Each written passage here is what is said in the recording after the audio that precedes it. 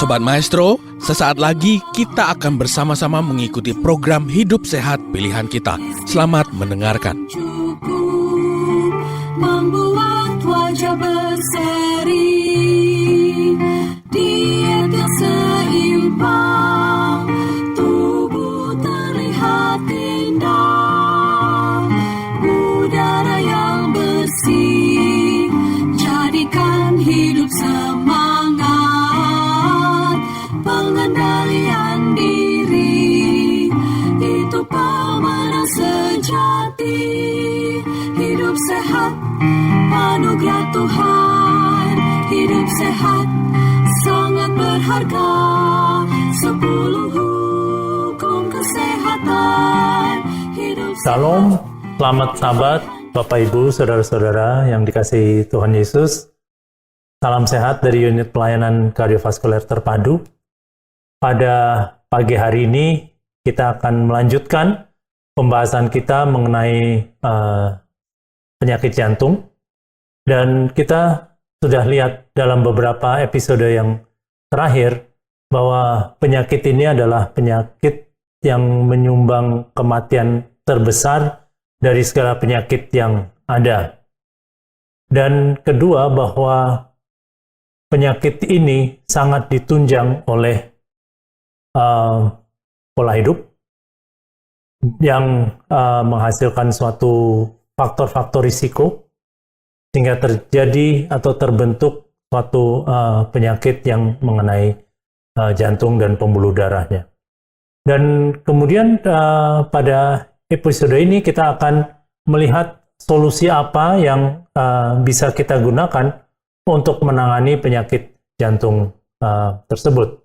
Dan kalau kita lihat bahwa kita pelajari sedikit tentang anatomi jantung, kita bisa lihat bahwa jantung ini terdiri dari dua sisi. Yang sisi kiri terdiri dari atrium kiri dan ventricle kiri, kemudian sisi kanan, atrium kanan dan ventricle kanan. Dan ini pembuluh darah yang keluar dari jantung sisi kanan untuk mengalirkan darah ke paru-paru. Kemudian terjadi pertukaran gas antara karbon dioksida dan oksigen, dan kemudian darah yang kaya akan oksigen akan masuk ke jantung sebelah kiri, ke atrium kiri, masuk ke ventricle kiri, dan dipompa melalui aorta ke seluruh tubuh. Dan penyakit-penyakit jantung ini bisa mengenai pembuluh besar, aorta, di mana bisa terjadi penyempitan pada pembuluh aortanya, bisa juga pada pembuluh pulmonal yang mengalirkan darah ke paru-paru, bisa juga terjadi kelainan pada klep atau katup jantungnya, bisa di tingkat pembuluh besar, pulmonal dan aorta, bisa terjadi di sini. Ini adalah katup mitral, katup trikuspid, bisa terjadi kebocoran atau penyempitan, kemudian sekat yang memisahkan jantung sisi kiri, jantung sisi kanan. Dalam kelainan jantung bawaan ini bisa terdapat lubang atau beberapa lubang, sehingga darah bersih dan darah kotor tercampur di sini. Kemudian juga ada sekat yang berlubang di pemisah antara atrium kiri dan kanan. Kemudian juga ada saluran yang menghubungkan aorta dengan arteri pulmonalis yang seharusnya tidak ada. Karena begitu bayi lahir, dia menangis, maka saluran ini yang kita kenal sebagai ductus arteriosus ini akan menyempit dan hilang, sehingga tidak terjadi pencampuran darah di sini. Dan kemudian juga di dalam atrium kanan ini terdapat serabut-serabut saraf yang mengatur irama jantung, dan itu juga dapat mengalami gangguan sehingga terjadi kelainan pada irama jantung. Jadi kita bisa apresiasi bahwa penyakit jantung ini cukup banyak variasinya. Dan kita bisa bagi menjadi penyakit jantung bawaan atau penyakit jantung yang didapat atau acquired heart disease. Dan ini beberapa contoh dari penyakit jantung yang didapat. Yang paling sering adalah penyakit jantung koroner, kemudian penyakit katup jantung. Dan apa saja yang kita perlukan untuk mendiagnosis atau mendeteksi kelainan-kelainan pada jantung. Yang paling sederhana adalah EKG ini untuk merekam jantung, dan ini kita bisa melihat informasi yang kita dapatkan itu bisa dalam irama jantungnya, apakah teratur atau tidak. Kemudian kita bisa melihat apakah ada tanda-tanda kekurangan oksigen atau iskemia, atau apakah ada serangan jantung akut. Ini kita bisa deteksi dari EKG. Kemudian pemeriksaan yang lebih dari EKG adalah treadmill atau stress test. Dan ini pasien diminta untuk jalan di atas treadmill, kemudian treadmill ini jalan dan tiap 3 menit akan bertambah cepat dan sudutnya akan bertambah curam. Dan selama dilakukan pemeriksaan ini terus direkam EKG, dan di situ kita juga bisa mendeteksi apakah ada gangguan irama atau ada kelainan iskemia. Kemudian yang berikutnya adalah USG jantung atau ekokardiografi. Ekokardiografi ini banyak sekali informasi yang kita bisa dapatkan. Salah satu tujuannya adalah untuk melihat fungsi atau kekuatan pompa dari otot jantungnya.